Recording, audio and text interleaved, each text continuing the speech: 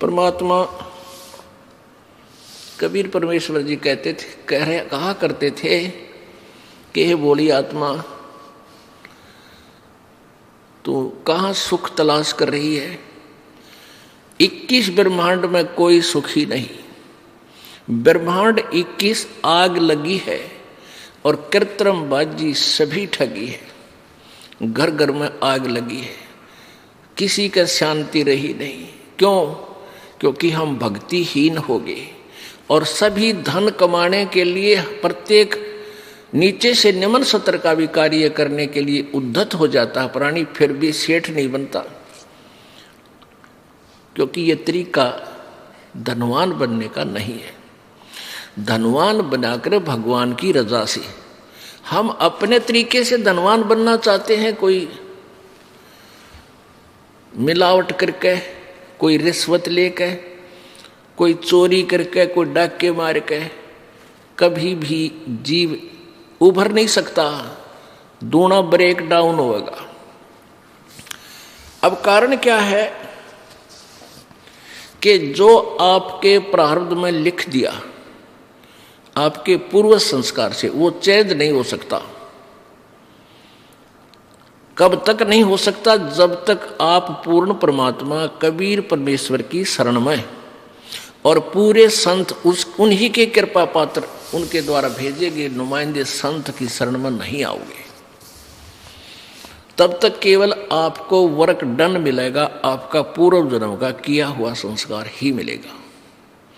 आपके भाग्य में दुख है तो दुख ही होगा, और सुख है तो आपको, धन है तो कोई सुख किसको मानते हो? कोई संतान होगी, एक अधिकार कोठी होगी, बस इसको सुख मान लेते हो। और ये सुख है कितने दिन का? कल मृत्यु हो जाए, परसों गदा, क्या सुख हुआ ये? तो ये स्वीकार करना पड़ेगा। तो कैसे हम धनवान बनेंगे? परमात्मा कबीर जी की शरण में आकर और पूरे संत से नाम लेकर के और उनकी मर्यादा में रहते हुए आप भक्ति करके देखो, और फिर देखना वो परमात्मा आपको अपने कोटे से भी धन देगा। फिर आपको ऐसा विधि बताई जाएगी जिससे आपको ऑटोमेटिकली आपके पाप कर्म तो खत्म हो जाएंगे, संकट आने वाले के जो कर्म थे वो नष्ट हो जाएंगे और उनके स्थान पर पुण्य वृद्धि हो जाएगी। तो आपको परमात्मा धनी बनाओगा। आप बीमार होगे और उसमें 20,000 रुपये लग गए और आपने 2 नंबर से कमाए 5,000, 15,000 घाटे में गए और पाप न्यारे, वो पैसे भी गए और पाप न्यू के न्यू रह गए, जिस कारण से आपने 2 नंबर तक धन कमाया था। एक व्यक्ति का इकलौता पुत्र था, वो बीमार हो गया। पहले छोटे डॉक्टरों से दिखाया जाता है, फिर इधर झाड़े जूड़े वालों के पास, फिर संतों के पास, फिर झाड़ा लगवानियों के पास, कि ताबीज बंधवानियों के पास खूब ठगया। फिर डॉक्टरों ने आखिर में यहाँ लोकल डॉक्टरों ने कह दिया कि मेडिकल में चेक कराओ। वहाँ चेक कराया उसने, उन्होंने बता दिया कि इसके दोनों किडनी खराब हो गए और पीजीआई दिल्ली भेज दिया, ऑल इंडिया दिल्ली भेज दिया। वहाँ किसी रिश्तेदार से गुर्दा गर्दा लिया, पैसे पूसे लगे, यानी 3.5 लाख रुपए में वो किडनी चेंज होगी। लड़का स्वस्थ हो गया, खुशी मनाई, कोई बात नहीं। वो व्यक्ति ये दास को बता रहा था कि जो आप कथा कर सत्संग करते हो ये मेरे ऊपर पूरी लागू हुई। उसने क्या बताया कि मैं बहुत निकम्मा आदमी था, मैं बहुत जुल्म किया करता था, अब मुझे दिखाई दिए हैं आपके सत्संग के बाद, आंखें खुल गई, मैंने कितने पाप करे थे। अब क्या हुआ कि उसने 6 महीने के बाद वो लड़का बस एक्सीडेंट में, दुर्घटना में मारा गया। इकलौता पुत्र हो गया नाश, जिसके लिए वो धन कमावा था, मेरा बेटा सुखी रहेगा, कोठी बना दूंगा, उसके लिए कार लूंगा, वो बेटा ना रहा। और जिस विधि से उसने धन कमाना चाहा था वह पाप न्यू के न्यू रह गए। ये गधा बनेगा, किसी का बैल बनेगा, है वो पूरे करेगा, जिसके उसने जो ठगे थे वो दुख बहुत भारी बन जाओगे। उसने बताया था कि मेरा जो धंधा था कैसेटों का था। प्रहार में शुरू में एक कैसेट चाली थी, जो 32 रुपये की कैसेट मिला करती, ये 10 भी लाया करता, आज से 20 वर्ष पहले 32 रुपये की। और ऊपर मार्का होता सोनी का और माल होता उसमें डुप्लीकेट, वो रिफल। कहता वो काम कराया करता मैं।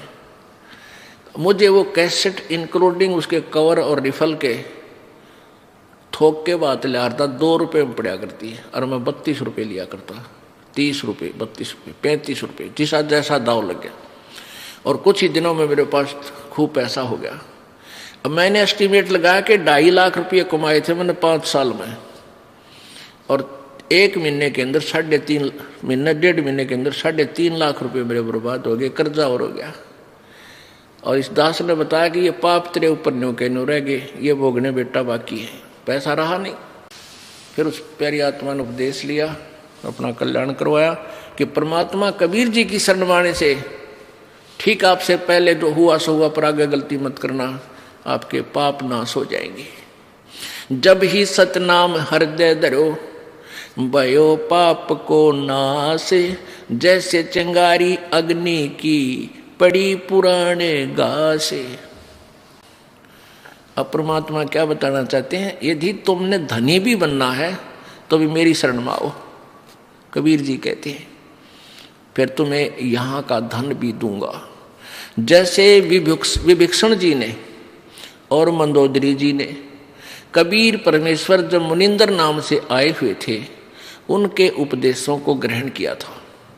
उन्होंने उस कबीर परमेश्वर यानी मुनिंदर जी रूप में आए त्रेता युग में परमेश्वर से उपदेश लिया था और भक्ति की थी, जैसा उन्होंने बताया, मर्यादा में रहे थे। जिस लंका को रावण ने घोर तपस्याएं करके प्राप्त किया था, वो लंका श्री शिव जी की साधना करके सिद्धि रिद्धि प्राप्त की थी। उस लंका को रावण नहीं रख सका, वो विभीषण को मिली। उस कबीर परमेश्वर के उपासक विभीषण वहां का राजा बनाया प्रभु ने। कहते हैं जय तुझे राजपाट भी चाहिए, अमरा धर ले ध्यान, ये बकवाद छोड़ दे। परमात्मा कहते हैं मनहु मनोरथ छोड़ दे, तेरा किया ना हो। और जब पानी में घी निकले तो लूखा खावा ना कोई नहीं खावा लूखा। जाए पानी में बिलोए तो घी निकलता होता है। इन बकवाद्या तो सुख होता हो या धनी होता हो, कोई ना करके खावे।